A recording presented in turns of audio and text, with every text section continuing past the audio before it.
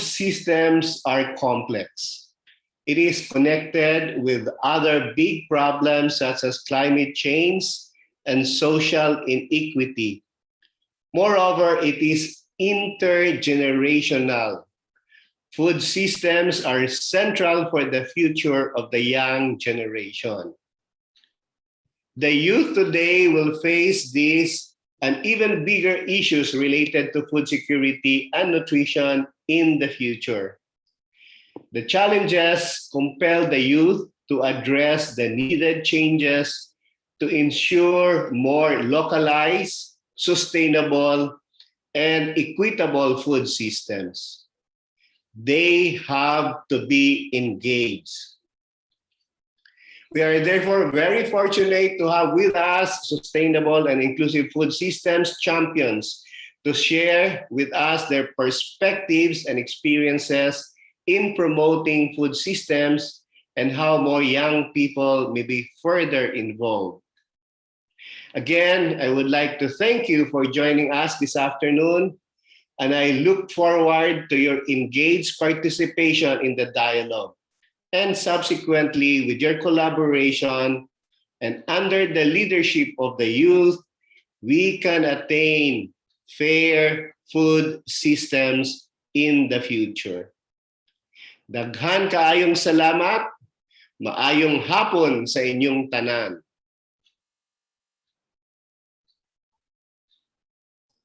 Daghan kaayong salamat. Thank you very much, Sir Ruel, for situating us rightly into this afternoon's dialogue on youth voices, food systems in the future, involvement, innovation, and inclusion. Again, we thank you, our participants, for your interest in this dialogue, which, as Sir Ruel pointed out, aims to provide an avenue for youth voices to be heard on issues related to food systems and to find paths where the youth can be further involved significantly to contribute to resolving these issues.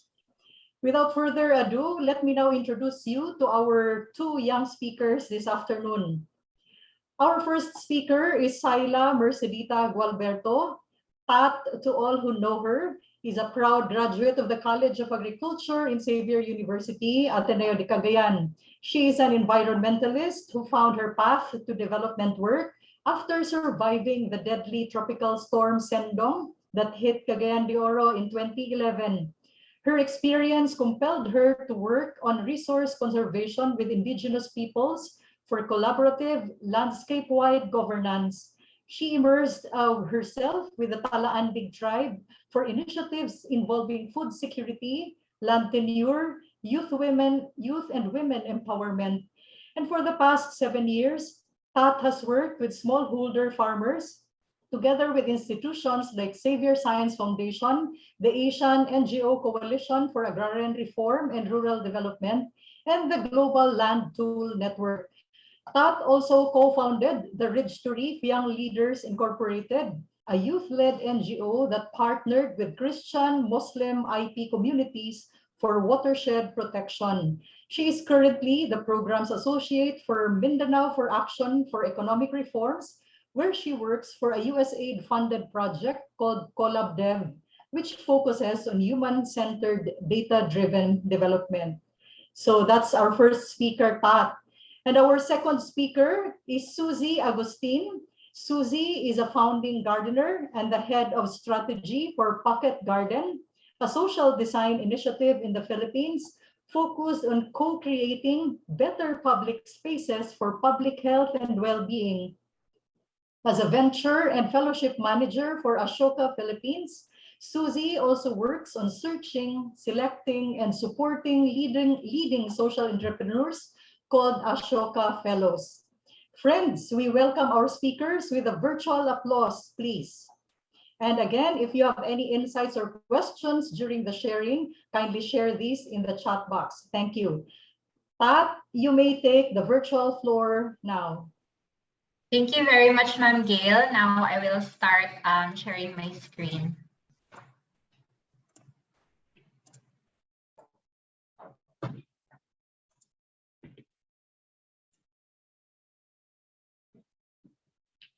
Is it clear to everyone? Malinaw naman? Okay. Yes, Pat. So, maayong hapon sa tanan. Good afternoon to everyone. My name is Tat Galberto from Cagayan de Oro City, from the beautiful island of Mindanao. And I'm most honored to be one of the young people given the opportunity to share my perspectives on food systems and the future. When I was invited, naisip ko, kasali pa ba ako sa youth? Well, I guess so. I am a millennial, born in the 90s, a digital native. Yung generation namin, we may be bibo, brave, techie, and unconventional in our ways, but millennials are also facing issues that are weighing us down. In fact, the Deloitte Global 2021 Millennial and Gen Z survey solicited views of almost 15,000 millennials and 9,000 Gen Zs from 45 countries, including the Philippines, said that 41% of millennials are stressed all the time. So bakit nga ba stressed ang generation namin? What are we stressing about? And the study found that it's uncertainty. Uncertainty of when the pandemic will end, uncertainty of the threats of climate change, and uncertainty of access to resources for our own and for our families. There's so many uncertainties in our fast-changing world. So as you can see, in the world, masyado nang crowded. In fact, the Philippines is among the top countries in the world that are most crowded. And our world is shrinking. So we're growing in population, and more people means more competition for resources. And imbalance na rin, mas marami ng mga mahihirap compared sa mga taong mayayaman. And as you can see, the gap is growing so big in terms of who's poor and who's rich. And also, our world is becoming more and more fragile, especially yung country natin, the Philippines, we are very vulnerable to climate disasters, plus meron pa tayong violent extremism na hinaharap. And although these issues may look broad or intangible or two-way out there, I learned that these issues are actually closer to home than we think. And my experience made me see the systemic problems that are in our environmental challenges and our food systems. 10 years ago, my defenseless community was drowned by the raging floodwaters of Tropical Storm Sendong. I was rescued in a santol tree at 4 a.m. in the morning with the knowledge that my next-door neighbors died. This is the actual photo of my neighborhood. Further to the left side of the road where the rescuers lined up the dead bodies of our neighbors. These are Sendong by the numbers. It caused 2 billion worth of property damage and affected almost 700,000 individuals. 1,200 lives were lost in just a matter of hours, and the most affected ones, those who are living below poverty line. My heartbreaking experience compelled me to work for Xavier Ecoville, a Xavier University-led resettlement community for Sendong survivors. That's where I saw that those numbers were not just data.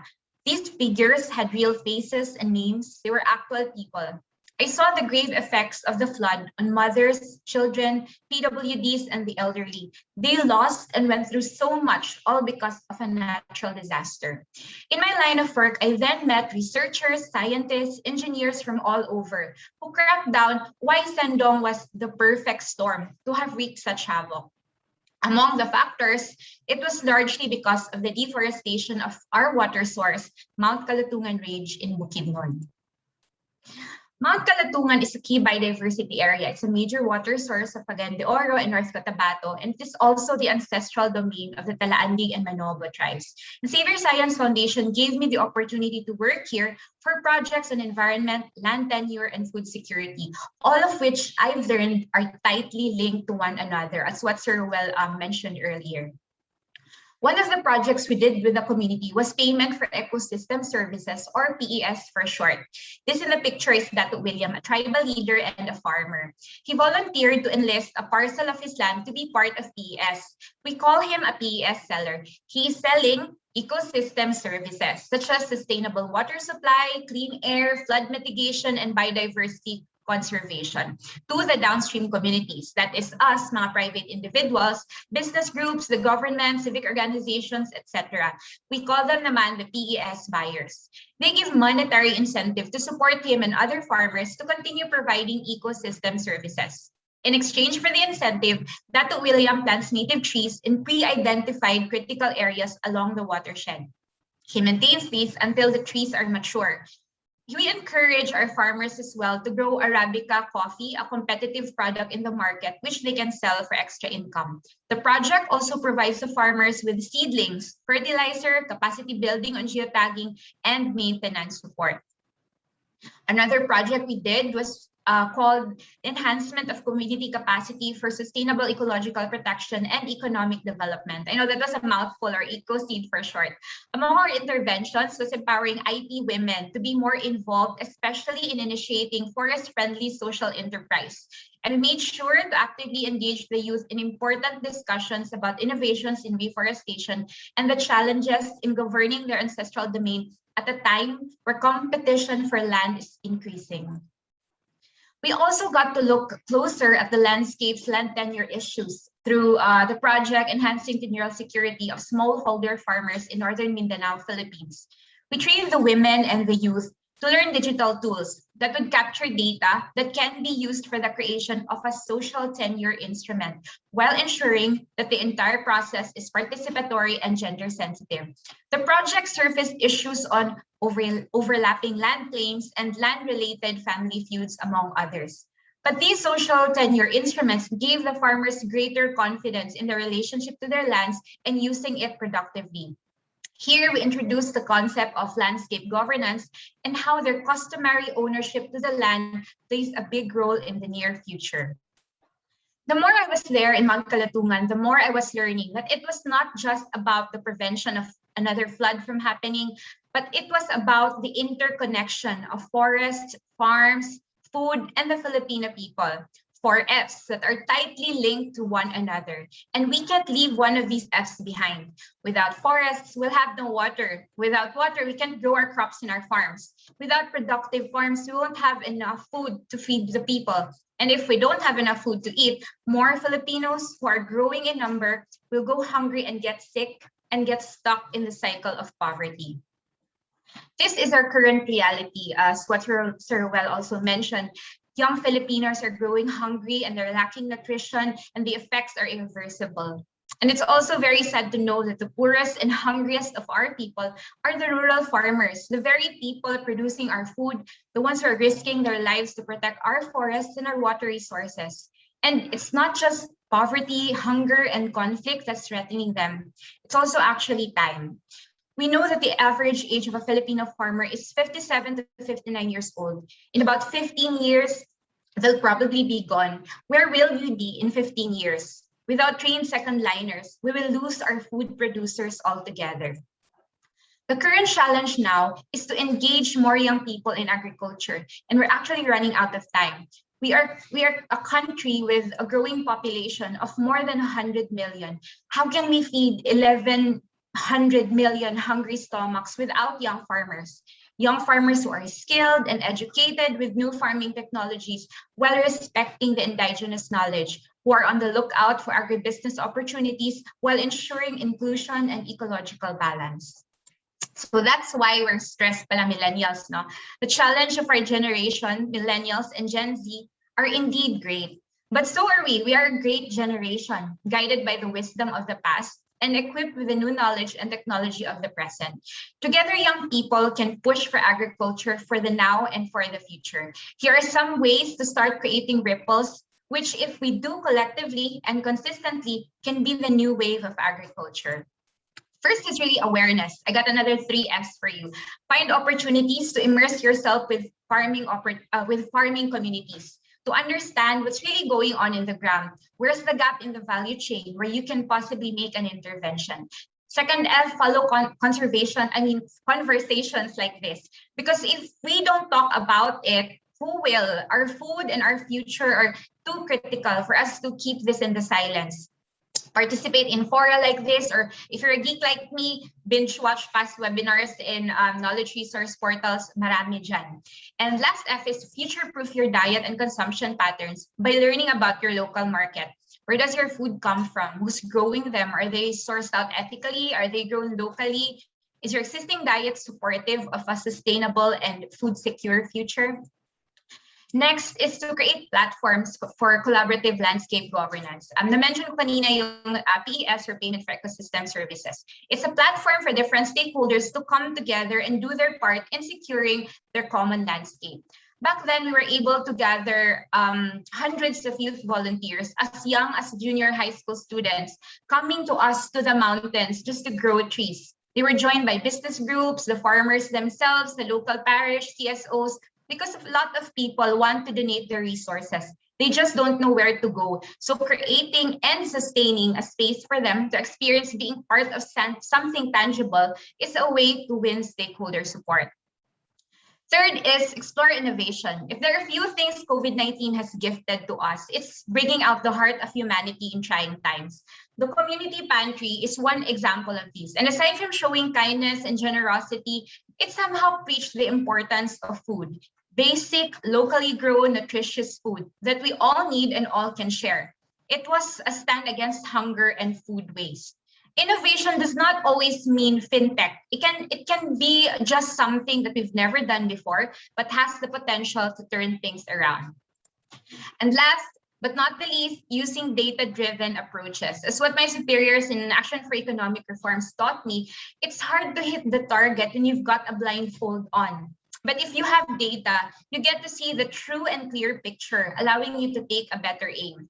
Data collection, management, analytics, and translating these to policy may seem intimidating and taxing, but they can be learned. And with the complex challenges we're facing and the limited time and resources we have, we need to be able to pinpoint our priorities, to know where we should start, and to measure our progress and our impact. But for data to be useful, it should be transparent and accessible to the people. We may be a stressed generation, yes, but according to the study that I mentioned earlier, we have one superpower, and that's this. Millennials and Gen Zs believe in their individual power to drive change. We are determined to hold ourselves and others accountable on society's most pressing issues. According to the study, our generation has long pushed for social change, but many now feel that the world is at a pivotal moment, and indeed it really is. We are demanding accountability to drive changes that will result in a more equitable, sustainable, and food-secure world. Hindi lang po food for the future, but sana food for forever. Yun lang, and daghang salamat. Daghang salamat, Tat. Thank you very much for that very full sharing. No, you have already tackled many of the innovations that you have yourself experienced while. Yes, you have already tackled some of the innovations that you yourself have experienced in the many opportunities while here, no, in Cagayan de Oro City, and at the same time, you have also offered 4 of the many possible ways in which the millennials and Gen Z can really involve themselves in the issues pertaining to food systems. So thank you very much, Tat. So we will remember that millennials and Gen Z believe in their power, individual power to drive change. So thank you very much. Please stand by for the open forum later. So thank you, Tat. Virtual applause for Tat, please. Sige. So let us now give this time to our second speaker. Again, I request for virtual applause for Miss Susie. Please, Miss Susie, the virtual floor is yours now. Great, thanks, Gail, and amazing presentation. That I was really touched by your story and really sobering facts, but really motivating insights as well on the future and the way forward. So let me just share now my screen. Can everyone see this? Very good. Yes. Okay, awesome. I'll just also make sure that I'll be on time with this presentation. So yes, if Tat talked a lot about food and the future and her beautiful personal story with it, I also want to talk about food and the youth and a sort of coming of agency within this space. Unlike Tat, I didn't grow up in an area where agriculture was very attainable or accessible. I actually grew up in Metro Manila, so you can imagine I was in a very concrete urban jungle. But in the past year or so, there is a coming of agency story for me within the food system. And this is what I wanted to share. Maybe some of you are listening in and you're thinking, wow, I don't have as deeper roots or deep knowledge as that in the food systems. How can I start? Maybe you can relate a little bit more to my experience. And so let me just introduce myself first. I'm Susie, as the screen shares. And the reason why I want to share my two roles that I hold now is they were very important roles to my coming of agency story in the food system. So in Ashoka, what I do there is mostly I map out ecosystems and resources to search, select, and support the country's leading systems changing social innovators. So in my work in this area, I do a lot of interviews, research, and I have basically just a lot of conversations. And because the food issue, the food question in the past few years has been such a big question, I've naturally had such deep conversations with people who are trying to solve this problem at the root of it. And that those conversations just made me deep dive further into this system, although I didn't start with that intention. And that deep dive actually led me to co-found, along with certain colleagues, Pocket Garden, which is, I'll talk about it in a bit more in a little while. It was where I head the strategy and growth, focusing on sustainability and community activation. So I'm excited to share first. I hope you don't mind. I spend a little time sharing about these two organizations and, of course, my perspectives on food systems and youth. So let me introduce you to Ashoka. Ashoka Innovators for the Public is our sort of official government name. And really, what's Ashoka? Ashoka envisions a world where everyone is a change maker. That is our North Star. And how we are getting there is creating the largest global community of the world's leading social innovators called Ashoka Fellows. And why Ashoka Fellows? Because Ashoka Fellows are the practical visionaries with systems changing solutions for the world's most urgent social problems. So globally, we already have around 3,600 plus Ashoka Fellows. And in our country, we have 12 Ashoka Fellows.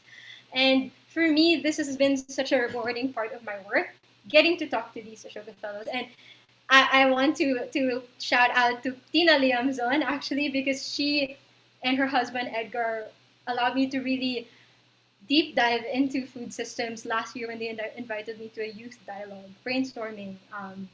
What does a future food, not just food alone, but interrelated with nutrition and sustainability really mean?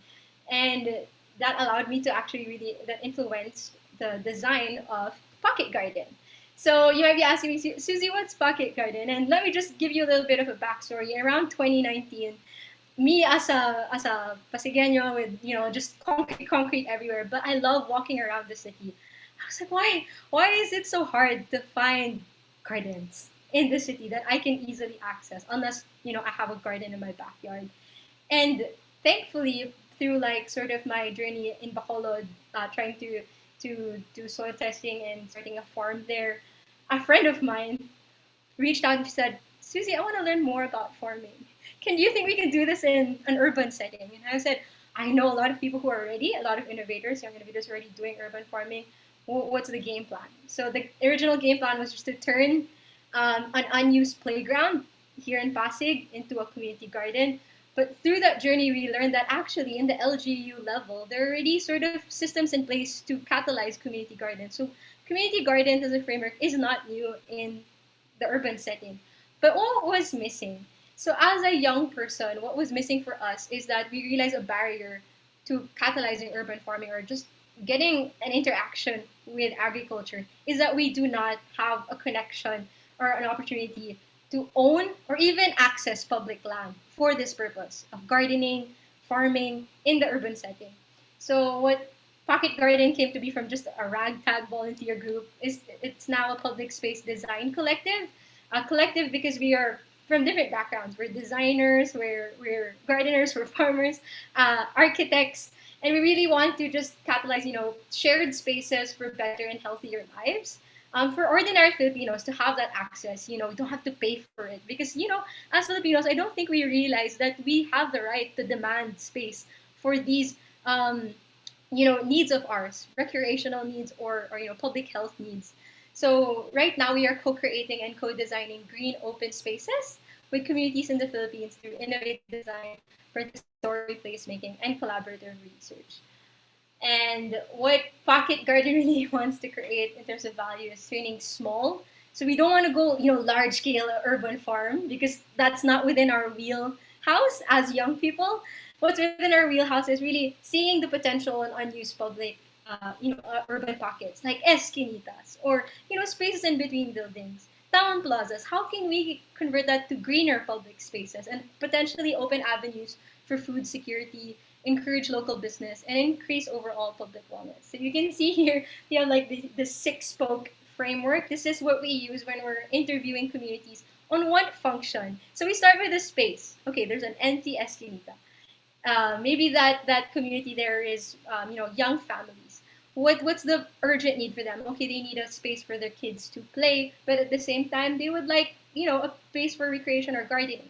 So we sort of move these folks to see the different functions, and with the different sort of priorities of a community comes, an identity for the space. Is it a wide open playground? Is it a community food park?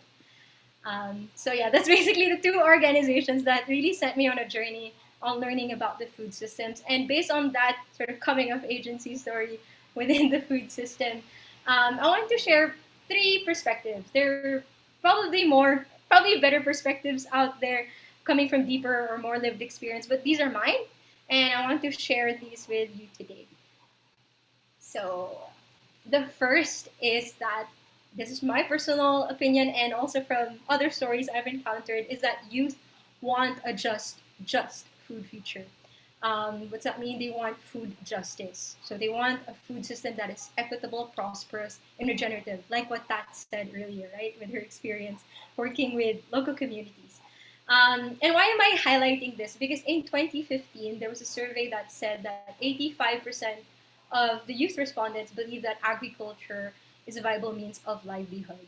But at the same time, this was me, fresh out of college, working on an ASEAN agriculture summit. And I remember that the prevalent narrative during that time on how to engage youth in agriculture was make agriculture sexy. And for some reason, as a fresh grad, I was like, okay, maybe I'm just different or I'm off. I don't think agriculture needs to be sexy. Or maybe there is an angle there. I'm not saying that's completely wrong as a narrative. But it didn't hit right with me because I was thinking when I got to interview, farmers and work for that summit, agriculture is inherently already valuable and beautiful and so many things that why are we focusing on making it sexy to attract the youth? And I wanted to back that up, that why instead of focusing on making it sexy to make it just, is that there's a sociologist who created a study on how to engage disinterested youth in agriculture. And what they found is that youth, again, from both rural and urban communities, think that agriculture is valuable, but as a valuable source of income if it had just supply chains. So maybe it's also really interesting to make agriculture sexier and all these things, but what really we should focus on is how to make it just. I want to share two stories as well from my interaction with two Ashoka fellows. So the first is with Ben Abadiano, and he invited me to his Pamulaan College in Davao, wherein young indigenous peoples, they study a wide range of things, but one of their focus areas is sustainable agriculture. And talking to these young IPs or indigenous youth, they already knew that indigenous knowledge of food is culturally valuable. But what we're learning now, and even more to being pushed into the forefront, is that indigenous knowledge of food or the indigenous food systems are also environmentally and economically valuable. And you should hear these young IPs talk about their insights in this. And maybe this is the pathway forward, right? And the second narrative I want to share is that when I had a conversation with Inez, this was around the start of the pandemic. And we were really trying to grapple with, what does food security mean during these times? And she shared that we have this fixation on production. Food security. How do we increase supply? When she said there also needs to be a sense of food literacy. How can Filipinos have a better understanding and appreciation of food, indigenous food sources? Actually, I'm not sure if you guys also experienced this, but I did. But there were a lot of young mothers or mothers in general who were, struggling at the start of the pandemic. They were saying they were going to go hungry. They were going to starve themselves to just buy milk, formula milk for their babies. But what Inez was saying is that nature already designed a way that a mother can survive and be healthy, and for their babies to also be healthy, and that's breast milk. And breast milk is its most nutritious when the mother is healthy. So it was amazing to me, because when we look at when we observe how a just food future looks like, it is not extractive and it's not a zero sum game. There's a future in when we make it justice that everyone has a role to play and everyone can win. Um, and I just wanted to share this example, and I think that also mentioned something about this. And there was a design brief for us in Pocket Garden on how to create a food security solution in an area in Pasig. And while most people think, and the brief was to make it like smart agriculture, tech forward. Well, that is also interesting. I agree with that. That innovation doesn't only happen, in fintech or in a technological, a technocratic way. So, when we were trying to really deep dive into that brief, we were thinking, smart agriculture, contrary to popular perception, does not mean automated agriculture. So we want to promote, maybe a complementary, not really an alternative, but a complementary view of smart agriculture, wherein you have a deep understanding of climate smart crops, disaster resilient growing mediums, and a no waste, a zero waste value chain. So I can't dive deep into this sort of value chain or like this loop right now, but that's what we really focus on. Like, okay, how can you close the loop in a community based urban food security solution? So you have to we have this fixation also of going large right away and going futuristic right away, when innovation can really happen when we stop that sort of um, um, natural movement towards bigger and more technologically savvy, and really go, okay, maybe the innovative view in this case is how do we create a food farm system that will remediate the waterfront in this area, rather than exploit the waterfront, which was now, when we went to that area, it was already sort of a dying river. So that's just something I want to share, that we as youth, this is something that is sexier to us rather than maybe large aquaponic or hydroponic farms happening in the urban setting. Number two is that food can be connective and catalytic for youth change making. That also mentioned this earlier. The youth are collaborative, and Muhammad Yunus said this. Muhammad Yunus, also an Ashoka fellow. The youth are willing to be useful to others more than previous generations. So the deep desire of youth right now is to be useful and to contribute. Um, and the perfect example is that three youth organizations last year came together. Maybe before there's this narrative of millennials or Gen Zers are quite me, me, me, me. We're a me generation or an individualistic generation. I want to counter that. More than any generation, I see the young people, especially I'm millennial, but Gen Zers, they do create their own brands, they do create their own organizations, but compared to my generation, I see them working together more than ever, or supporting each other's advocacy, supporting each other's campaigns. So I also want to caution that we should not generalize or essentialize the youth. What does that mean? I know I've been making blanket statements about the youth right now, but to be honest, before the pandemic, youth have been really fragmented and felt very isolated. And there is this opportunity now that they have this very shared and visceral experience of dealing with the global pandemic and the climate crisis, that the result is that they want to collaborate. They don't want to go about this alone. They want to work intergenerationally. They want to work with each other. And I want to share an opportunity here, because an interesting study shared just this year that in terms of mind share, in terms of food, you think of one, taste as like the highest priority when they think about food. Number two is nutrition, more of like, will it make them, will it satisfy their hunger?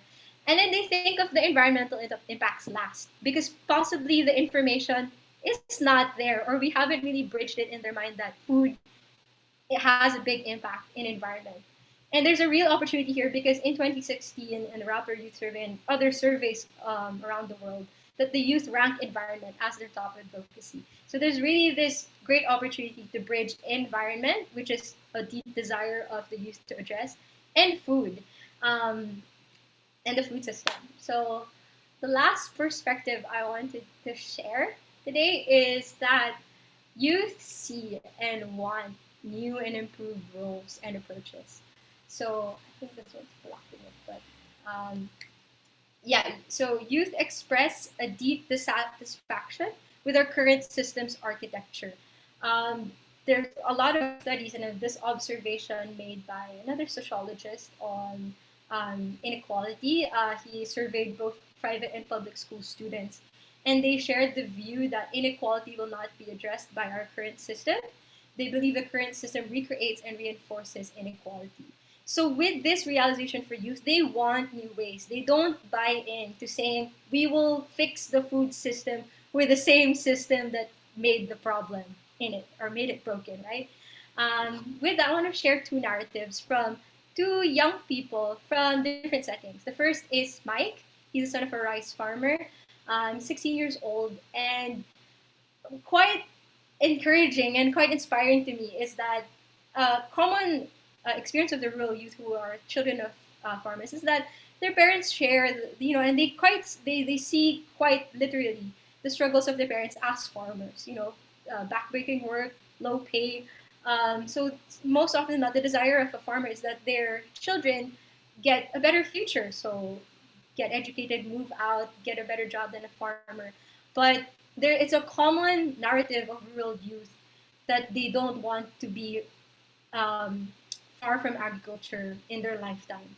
So an example is Mike said, I want to innovate ways for farmers to increase harvest. Despite being discouraged by his parents, he wants to work in this system. And what he sees is that they can create new ways. They can create new roles so that the farmers don't always have to be at the losing end. Another narrative I want to share from a young person from Metro Manila is that he shared that farming will not be given much attention as the Philippines continues to give more importance to politics, showbiz, sports, and international affairs. So this was his view, and I actually shared this. But then something that was interesting about the urban youth is that when they had an experience in a camp interacting with agriculture, they still think that agriculture is being given low importance. But it's not because agriculture is not valuable. They think the system gives low importance to agriculture. That's what they mean by officials. By officials, they mean the people in power. But then they believe with that experience in that camp that agriculture is too valuable to be wasted. So there is this dissonance. Young people see agriculture as inherently valuable, but our system doesn't perpetuate that. They see that the system actually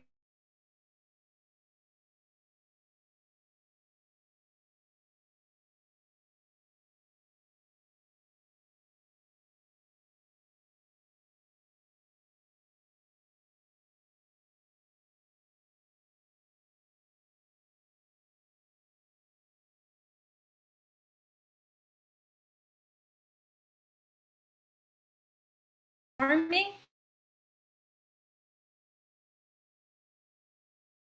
telling them that it's a difficult life to work in agriculture.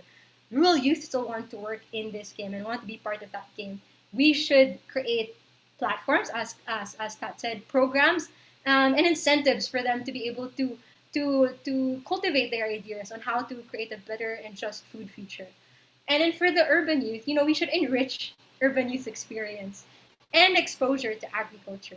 So my last slide is actually two programs I wanted to share with everyone here today. And the first is Gubataan, a Gubataan or a youth forest. Cute name, right? And it's co-designed by Ashoka and Ecology of Change Making.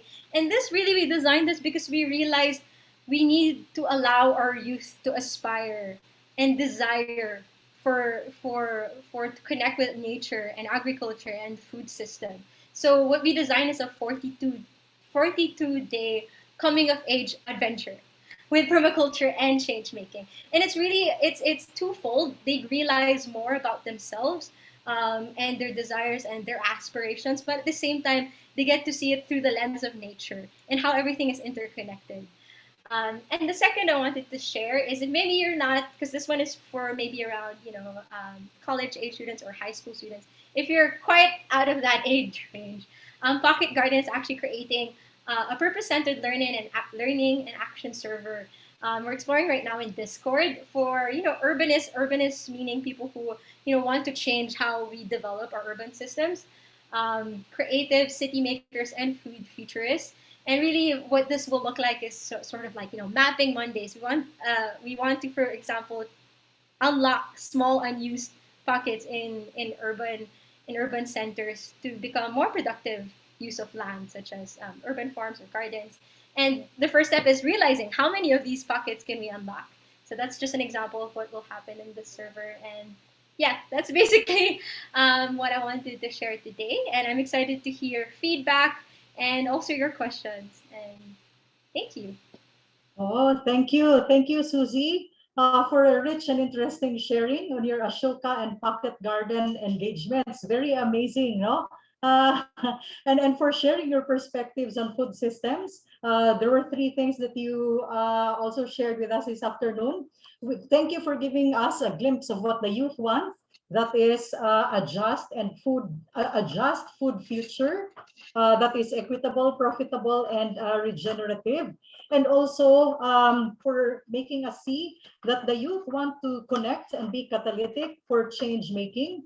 That is the youth, the young people really are very willing to be useful and to be contributory for the greater good. And of course, no, thank you also for giving us a glimpse of how the youth see the current system, one that they are dissatisfied about.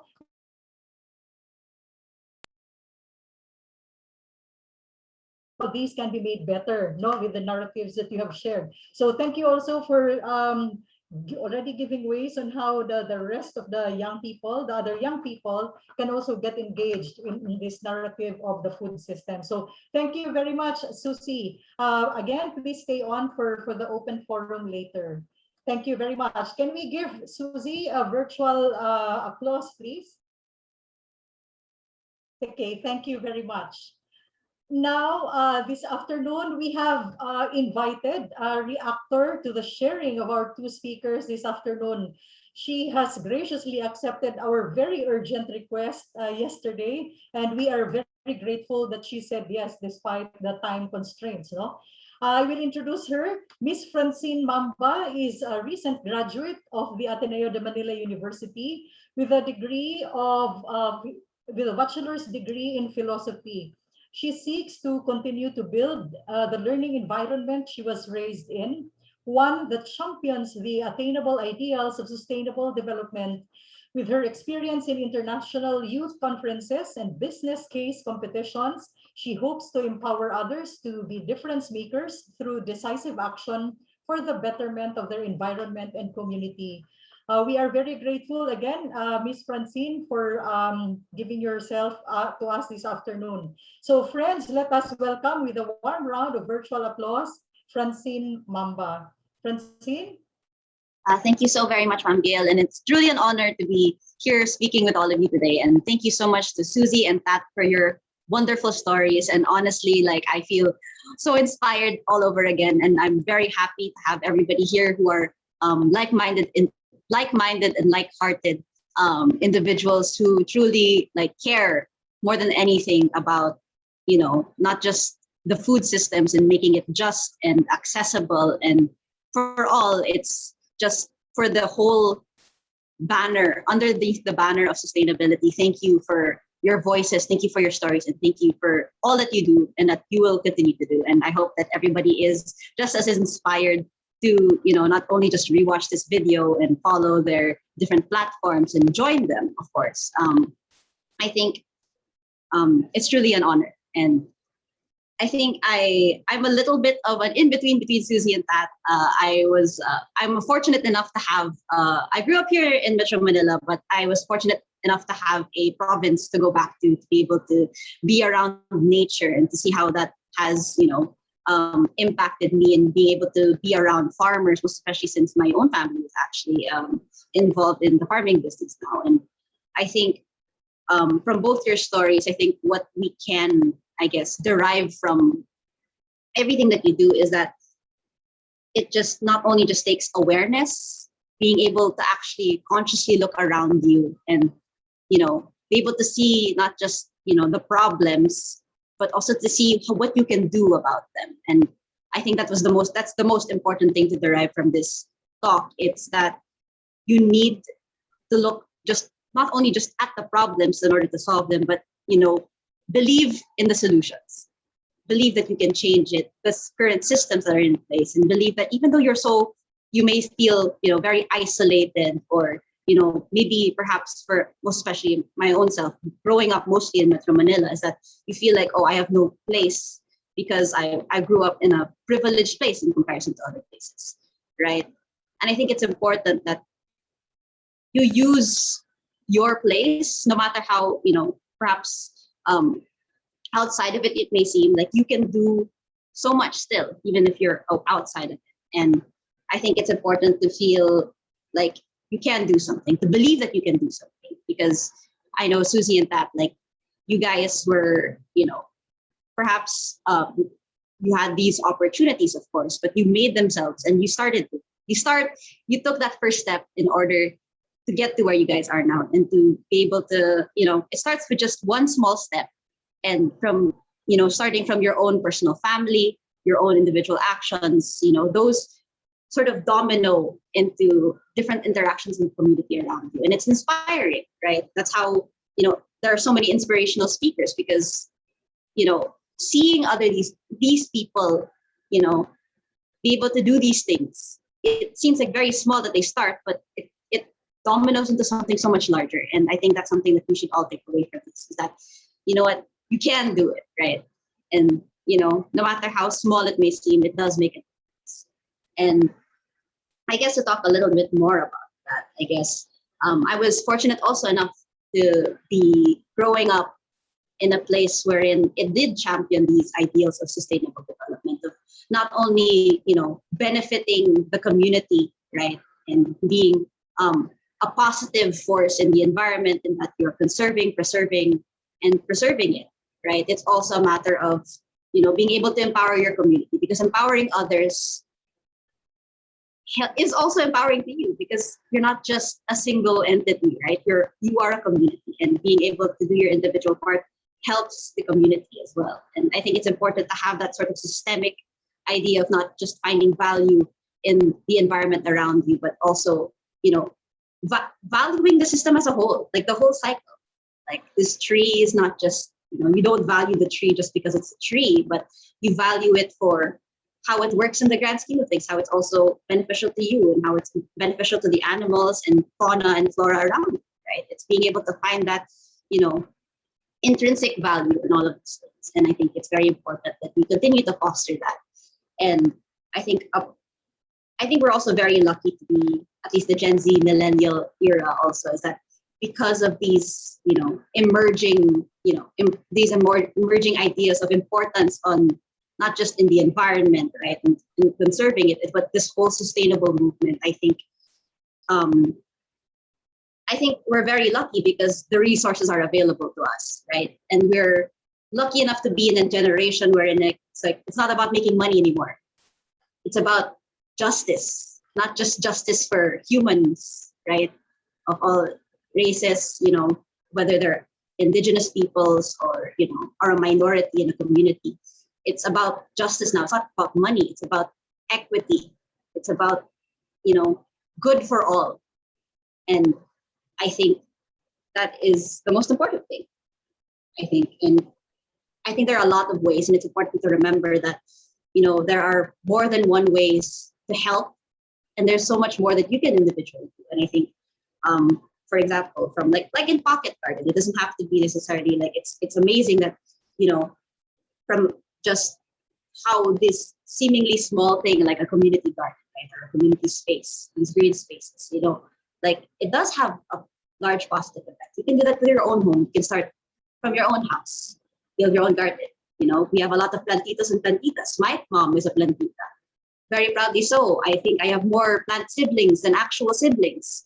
So, it starts from there. And from there you're able to value more and more like the environment and how in your community. And it really is an honor to be here, and thank you so very much. And I'm welcome to brainstorm with everyone else and how what more we could do together. And thank you again, Pat, Susie, and everyone here. Thank you for caring, and thank you for appealing to your empathy and that belief in the goodness of all. Thank you so very much. Thank you very much, Francine, for your insightful take on the sharing of our speakers this afternoon, and for adding your own voice, another voice of the youth in this conversation. No? Really, thank you for affirming that the youth can really do a lot of change for the good, change for the better, with their so many wonderful creative ideas. No? For especially in this conversation about food systems and hunger and environment and all this. So, in fact, this afternoon, it feels like I was brought back down to memory lane when I was like your age, but I did not have the same awareness in my time, maybe. With these kinds of issues, no. So we had other issues at that time, but not particularly this. So thank you.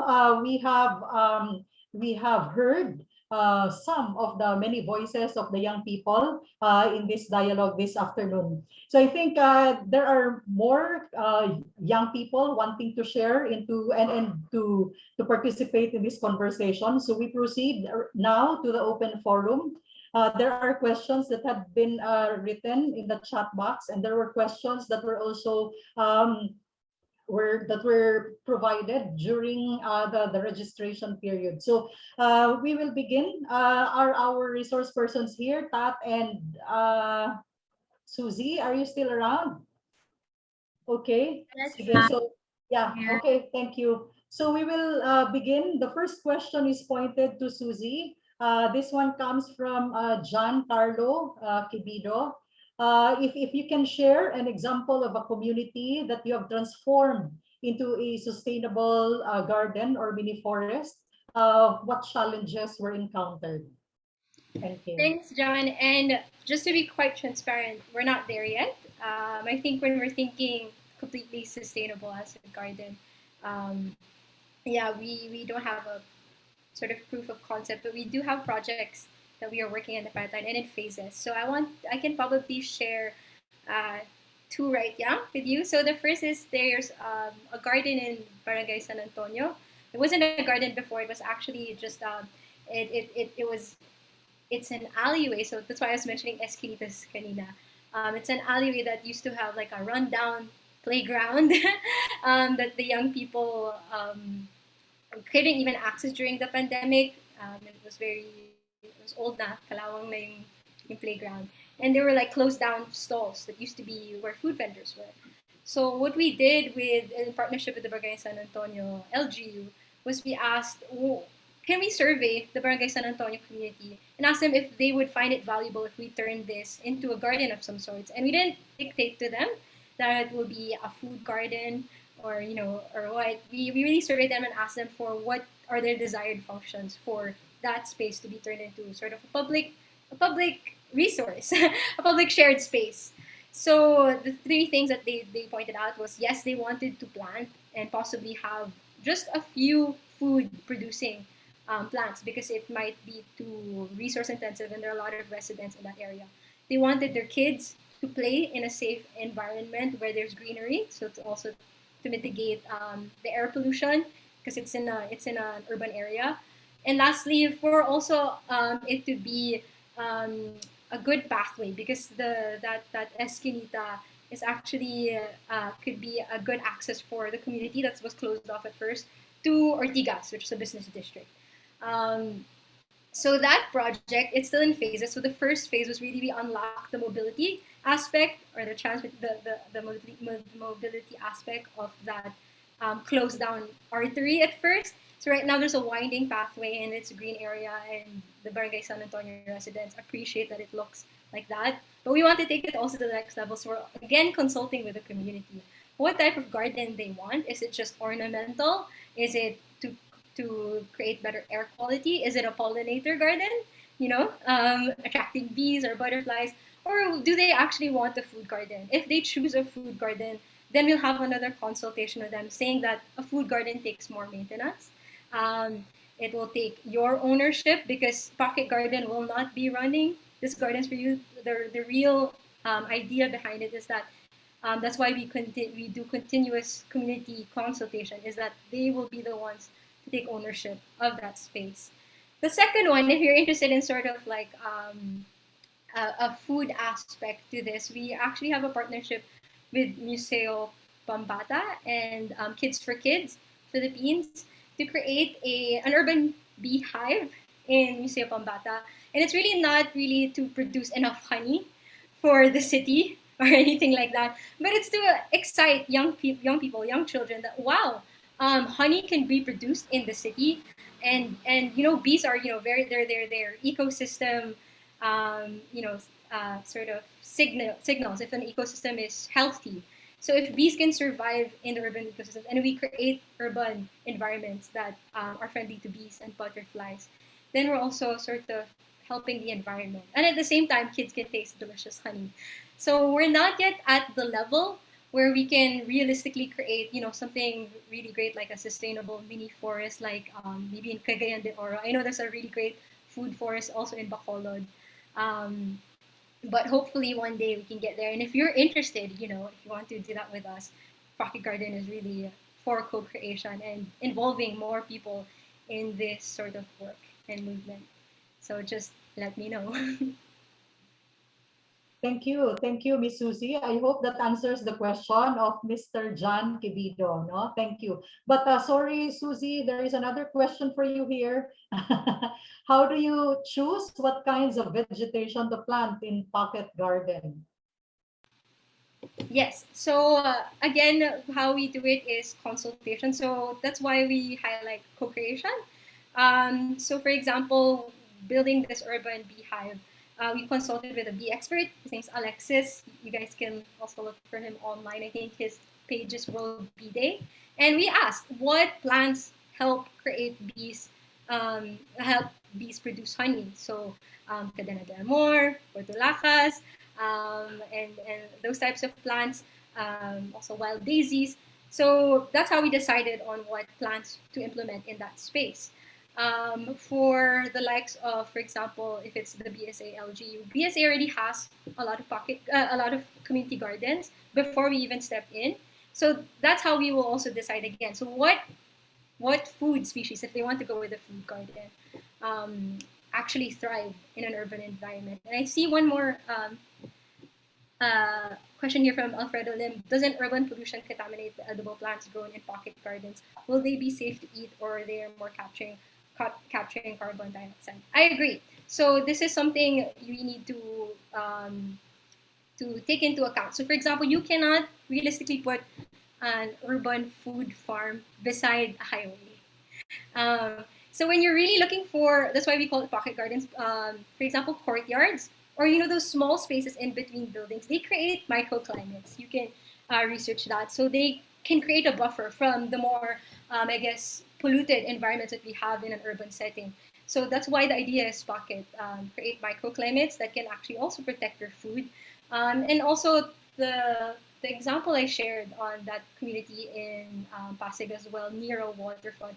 We need to really, we're not in that level yet as Pocket Garden, but we're really seeing that a key resource that we are ignoring is water. How are we taking care of our water resources in this urban environment? Because we can create so many food farms, innovative hydroponic gardens. Like one of our co-founders in Pocket Garden actually works with Future Fresh. They create those, container vans that produce food. Really great innovation. But if we're not taking care of, or if we're not putting into the equation, where will the water come from? How can we realistically do this? What Tat said, forever. Then that's a missing piece. So those are just the challenges. So there's still a lot of challenges we're grappling with. Again, we started sometime last year, and that's why the name of the game is co-creation. We do not have all the answers. We're not the experts. I myself am not an agriculturist, so we ask for help. We ask for more experienced agriculturists. What should we consider? And yeah, Okay. Wonderful. Yeah, thank you. Thank you very much, Susie. I think that gives us a very wider, gives us a wider perspective again, that food systems really, it's complex and it cannot just be, considering one solution to be the only solution for the problems that we face, no? So thank you, Susie. We give you a little time to rest before answering other questions. This one now is for Pat Gualberto. Pat, do you think what do you think about the sustainability of vertical farms, for example, hydroponics, in light of an aging population of farmers and decreasing arable farmlands? Oh, very, very heavy questions, right? I think it would really be good to explore hydroponics, especially since I mentioned that our population is growing, but the availability of our land is decreasing because food is not the only sector that's utilizing our land. There are a lot of other sectors in development that are using that as well. So if that's one innovation that we can explore, it would be good to really try it and try to sustain it as much as possible. But of course, as Susie said, there's no one size fits all solution. So it will really still depend on the needs of the community. And hydroponics is good because yes, it maximizes the space available and other resources like water. And then I'm also really all for local food. So if you're growing food near you, that would be very good. You know where it's from, you reduce the carbon footprint. But again, it depends on the community. And I don't think it is something that should replace the work of the farmers, or I don't think we should say na since we're doing hydroponics, we don't have to train the young farmers anymore. We have this new system. I think it can complement what traditional farming is doing. So I still agree that we still have to train more young people into farming. And as what Susie said earlier, they already know and see the value of agriculture. Just give them the platforms to be able to practice that. So yeah, I think that it can be an option to be explored, but it won't replace the roles of the youth and the farmers. Okay, thank you very much, Tat, no? Jesus, the voice of our youth. Thank you for the question, Ms. Millet Tendero. So I hope it was something that also really answered your question here. So thank you, Tat. And now I think we're back to you, Susie. There's a question here from Miss Gavino, Luisa Gavino. How can you request for a public space to turn into a pocket urban garden? What is the procedure after identifying an ideal space? Who should be contacted? Do you need a request to be signed by a number of citizens? Very practical things. Yes, Susie? Yes, I love this question. And I, again, I think there's no one way, but the first step is you have to know who owns that land, right? Who is the proper governing body to approach. So, for example, the example I first used for Pocket Garden, we knew that this is BSA land. It's public. It's a streetway.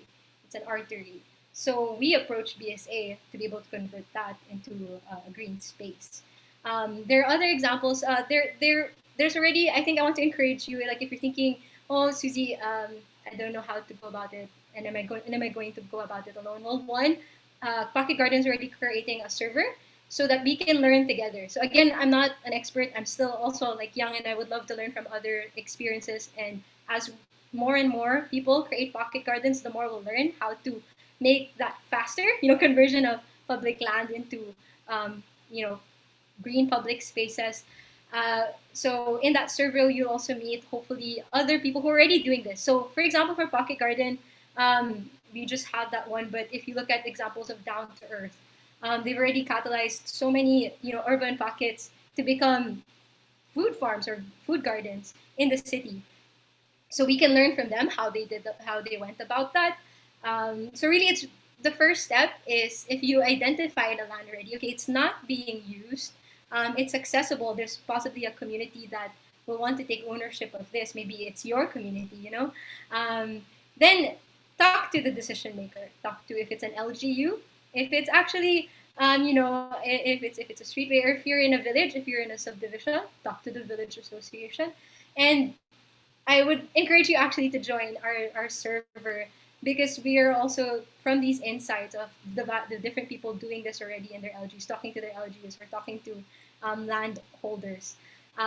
We want to create a playbook for this together with everyone, co-create again, so that we can all learn from each other and lean on each other. Because as you know, land access and land rights in our country is very difficult. So you will have heartbreaks. We've had heartbreaks as a pocket garden. And it's important to have community so that we can lean on each other. So if, this person says no, ask again. Find another one. And the encouraging thing is we're looking at small spaces, right? We're not trying to create like a Mall of Asia urban farm. Like it's small. So if this small space doesn't work, go to the next esquinita. Go to the next township. Yeah. I hope I answered your question. Yeah, thank you very much. So I hope, Miss Luisa, I think you are very interested and encouraged to start your own pocket garden. Hopefully, Susie, while this pocket garden is started out by young people, this is not restricted or limited in terms of initiating pocket gardens in the future. This is not limited to the young people only, but also the aging ones, the senior ones, or those that are not within the scope of being young anymore. So it is not limited to the young people. Sige, so thank you very much. Yes, I think there are questions here regarding raising awareness. This one goes to both of you. How do we leverage the voices of the rural youth in these conversations about the food systems? Sige, anyone can just begin. Ako na lang muna to. Susie can rest. Yeah. Okay, go ahead, Tat. So she can have time to breathe. For me, in two ways. First, we can. I mean, there are two ways to involve them. First, in involving them, like in the conversations that we're having now, I doubt that there are a lot of rural youths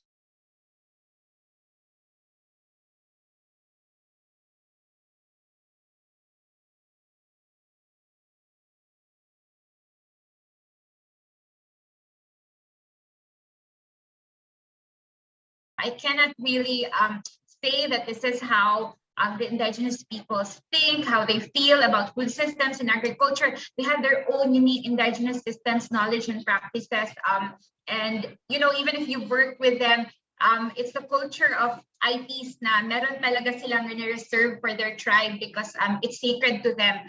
So it's really different when we hear their voice. I think they have that distinct authenticity about their struggles and their dreams that only they can communicate. In fact, when we did dialogue similar to this last year, we invited one of the tribal young leaders in Mount Kalatungan.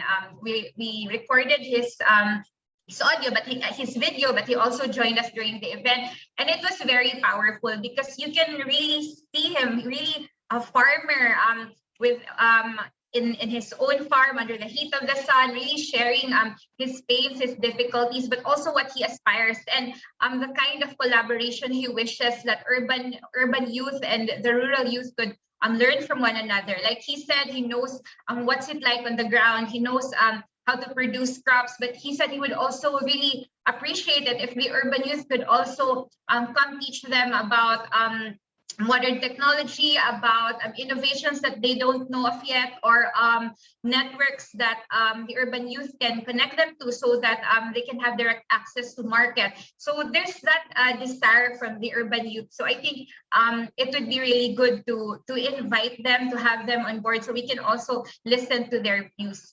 And second is getting the urban youth to listen to them. So I think it would be very effective to invite them so that the urban youth could also hear what it's really like, and then the ITs can show a proof of concept because they're really farmers. They're really doing it. They've been doing it their whole lives, and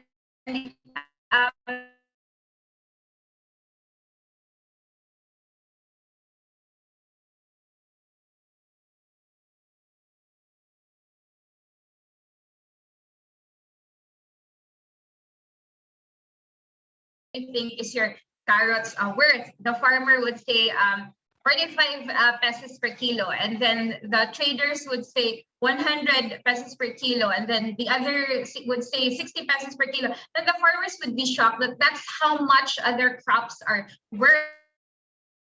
They as what Susie said, if you're a son of a farmer, sometimes you don't want to go to that back-breaking job anymore. But if they would actually see the worth of their produce, they would be inspired. We really observe how their eyes lit up when they found that that's the worth of what they're producing day in, day out. So I think that it's a two-way learning from the urban youth and the rural youth, and hopefully next time we can have more of them join our conversation. Thank you for that, Pat. No, so an interaction between the rural youth and the urban youth, but of course, no, really also involving in the conversations such as this, the rural youth. Thank you very much. Yes, Susie.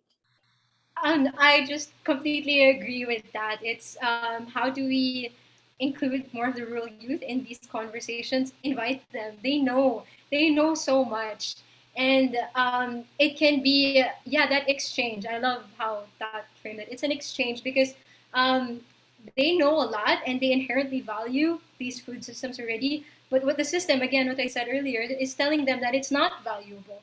So they exchange it for maybe white collar job or go to migrate. But a lot of them that were interviewed, deep down their desires to go back. Like, okay, I'm gonna earn future. I'm not going to be poor anymore, but I will go back and put up a farm.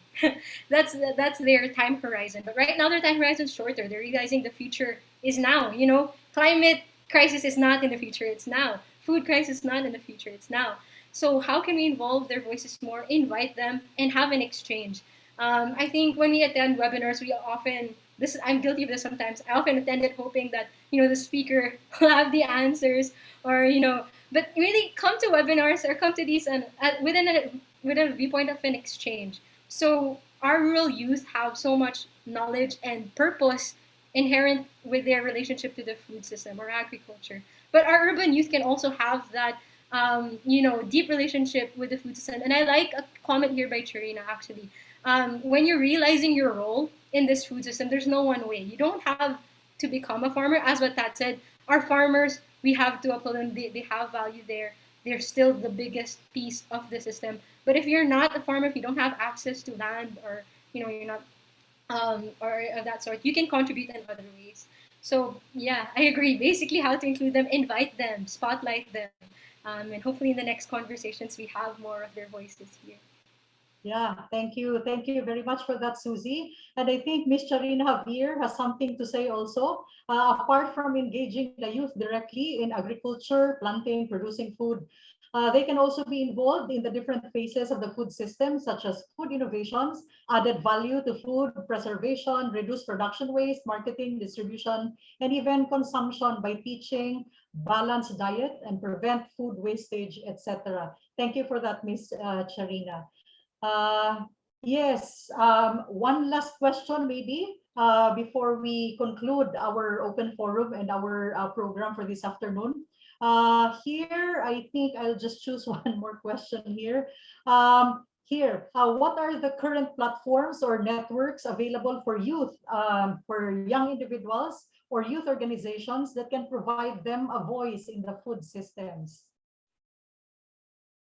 Some of these you have already said earlier, but it might be good to also repeat it just to conclude our conversation this afternoon. Platforms where our youth can contribute in the conversations on food systems.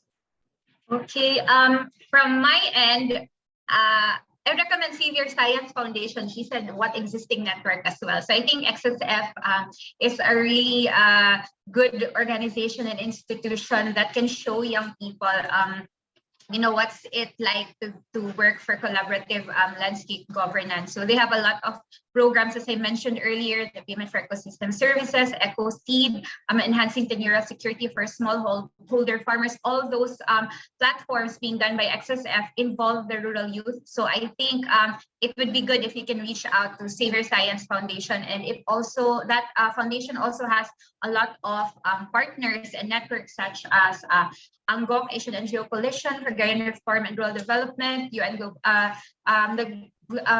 what's this? UN Habitat, Global Land Tool Network.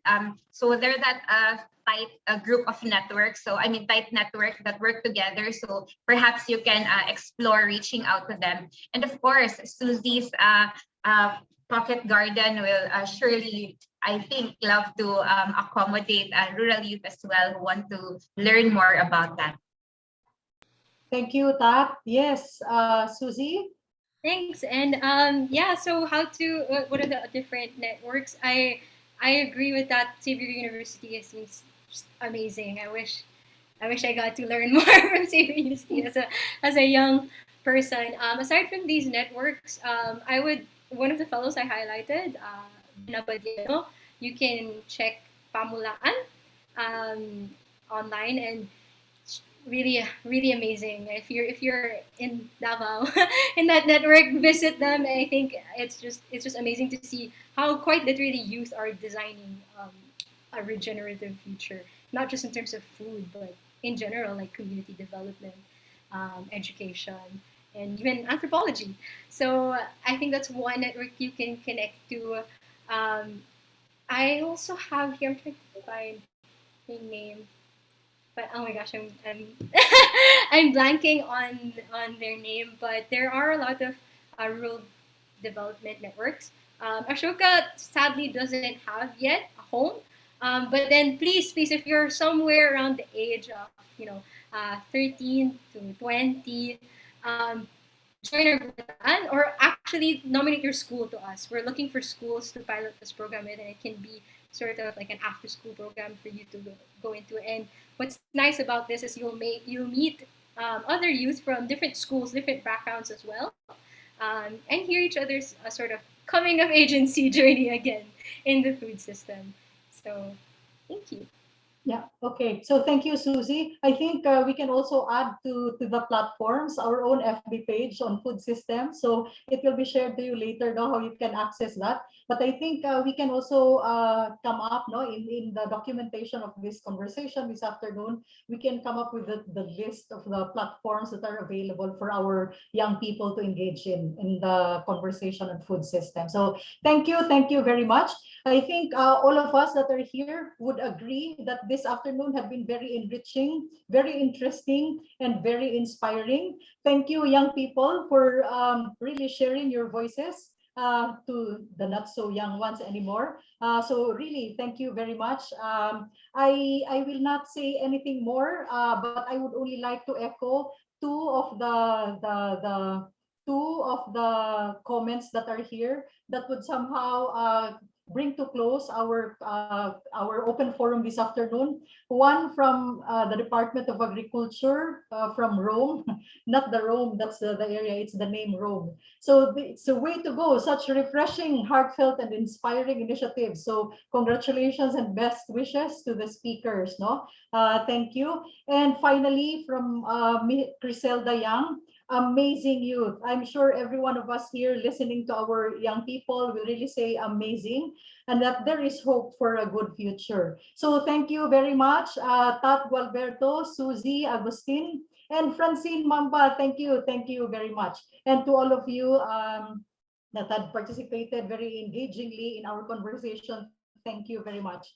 So to officially close our dialogue this afternoon, we call on the director of the Ateneo Institute of Sustainability for our closing remarks, Dr. Kendra Gotanco Gonzalez. Virtual applause, please. Good afternoon, everyone. So thank you to Sir Roel Rabanera, the Vice President for Social Development of Xavier University, for his inspiring opening message. Thank you to you, Ms. Gail De La Rita, for your dynamic moderating. And thank you to our speakers and reactor today, Ms. Suzy Agustin, Ms. Tat Colberto, and Ms. Francine Mamba for all your insights. They were very refreshing and really have reason to hope. Thank you to the organizers of today's event for all your efforts towards this endeavor. And thank you to our audience for your interest and participation. This webinar actually follows a series of events that started in mid-April with the first ever Philippines Independent Dialogue for the UN Food System Summit 2021.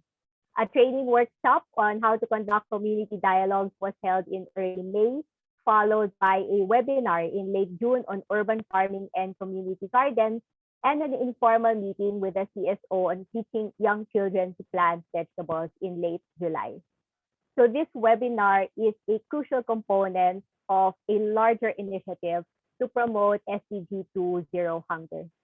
But as we have seen in our discussions today and in our past events, addressing food systems also aligns with other SDGs. For example, SDG 3 on good health and well-being, SDG 11 on sustainable cities and communities, SDG 12 on responsible consumption and production, SDG 13 for climate action, and even 14 and 15 for life on land and life below water. I'm sure that most of you, like me, might have memories of your parents telling you not to waste the food on your plate because there are so many starving children in the world. And now, taking a systems perspective of the food challenge, we realize that the stakes are actually much higher. Wasted food also translates to wasted resources, such as wasted water, soil, and energy resources involved in the food production, transport, storage, and consumption. Waste food also translates into unnecessary stress on the absorptive capacity of the Earth system, given the emissions and effluents and other pollutants generated in relevant processes. Agriculture has transformed not just our way of life, but the whole planet. You may have heard of Dr. Jonathan Foley. He's an accomplished environmental and sustainability scientist, and he's a science communicator. And he has a TED Talk in which he argues that agriculture is the other inconvenient truth. To quote him, what we have to do, I think, is to invent a new kind of agriculture that blends the best ideas of commercial agriculture and the green revolution with the best ideas of organic farming and local food and the best ideas of environmental conservation. Not to have them fighting each other, but to have them collaborating together to form a new kind of culture, something called terra culture or farming for a whole planet. We face one of the greatest grand challenges in all of human history today, the need to feed 9 billion people and do so sustainably and equitably and justly, and at the same time protecting our planet for this and future generations. End quote. In short, what we might need is a paradigm shift, a transformation of the architecture of our food systems, as was affirmed by our speakers this afternoon. And the youth of today will be the ones leading the charge into the future for food literacy and for sustainable, just, and resilient food systems. So it's crucial for new generations to find their place in this grand challenge in which we find that what is at stake is really our very own survival. Today, we just witnessed testimonies of exemplars of the youth speaking with passion and respect for the Earth system. So again, there is reason to be optimistic and to not lose that hope. So on behalf of the Ateneo de Manila University and Xavier University Ateneo de Cagayan, I thank everyone again for their engagement. Based on the dialogue today and over the past month, I'm hopeful that these efforts will lead to deeper reflection on our lifestyles and culture in the context of food systems, and thus lead to concrete intersectoral action towards nourishing our bodies, our souls, and our planet. Thank you very much. Thank you, Dr. Kendra, for closing beautifully our conversations, our dialogue this afternoon on youth voices, food systems, and the future, innovation, involvement, and inclusion. So thank you very much. Before we finally end, there is an evaluation link that is, I think, posted in the chat box. So for those who would like an e-certificate, so kindly accomplish that evaluation form and then submit it so that you can get your e-certificate. And by the way, the one that I mentioned about Rome, this person messaged, and she is really one from the Department of Agriculture, the Deputy Permanent Representative of the Philippines to the Rome-based Food and Agriculture UN agencies. So thank you very much for joining us this afternoon. And then, yes, sorry. In our next slide, Michelle, please. Yes, everyone here invited to the Food System Summit, Virtual Food System Summit on September 23, 2021. So it will be held in New York, the actual summit, but we are all invited to join it virtually. So thank you for that. Yes, then again, there is a Food Systems Community Dialogues platform or a portal. So you can also join this platform here for knowledge sharing. No, so thank you. Yes, is there something else that I have forgotten? Okay, so with that, everyone, thank you very much. Thank you to the rest of the organizers of this dialogue this afternoon, the tech team, the ones that are behind the scenes, Sir Ed and Ma'am Tina, thank you very much. So good afternoon and have a wonderful week still ahead of you. Thank you. The priorities for the agriculture sector, not only in the Philippines, but of course in Southeast Asia or in Asia in general, to really focus on supporting our smallholder farmers, because for me they are the most indispensable. There's no food if there's no smallholder farmers, because more than 80% of the food production in those areas are actually produced by the smallholder farmers. So what I mean of support is supporting them especially on investment for new technologies, especially on regenerative agriculture, sustainable ways, on cultivating crops and producing food.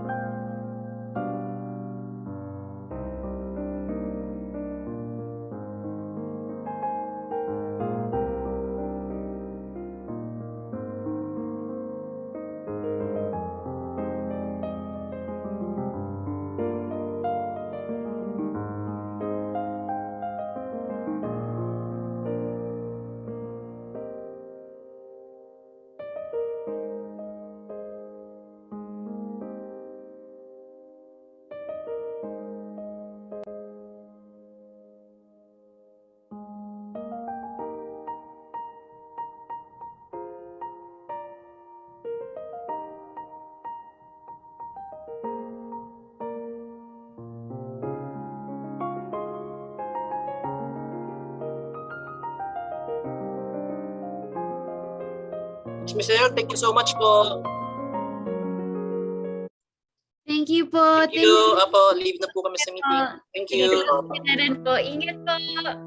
Thank you. Salamat Thank you, po. Sir Jack, Sir Mario, Sir Teng. Bye po, salamat. Bye po.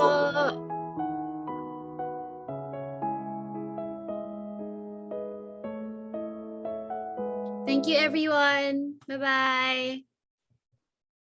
Thank you so very Thank much. you. Thank you so much. Please stay safe and take care. Thank you so much. Take care. Bye-bye.